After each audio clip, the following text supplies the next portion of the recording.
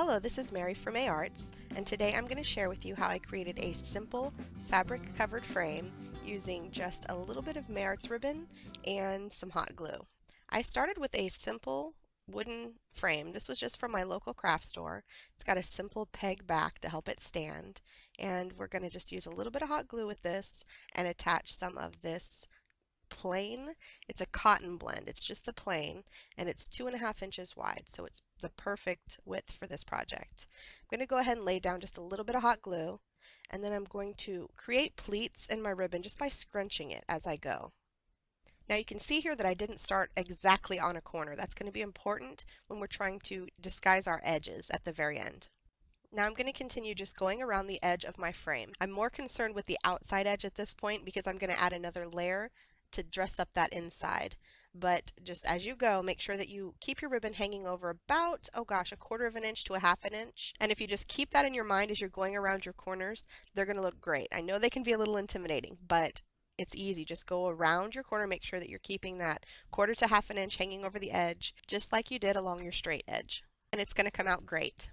Now let's talk about how we're going to disguise our raw edge, our cut seam end of our ribbon.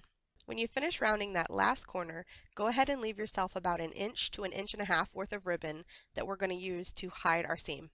We're simply going to add just a little bit of glue to the end, tuck under that seam, and stick it down. Now our edge is completely disguised as just another ruffle. Now I'm going to finish by decorating the inside edge of my frame.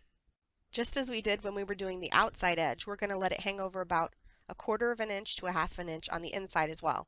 The only thing I did differently on the inside edge that I didn't do on the outside edge is I created a little bit more of a ruffled and ruched look by pinching the inside edge of the ribbon together just a little bit more tightly to give it just a little bit more of a finished look.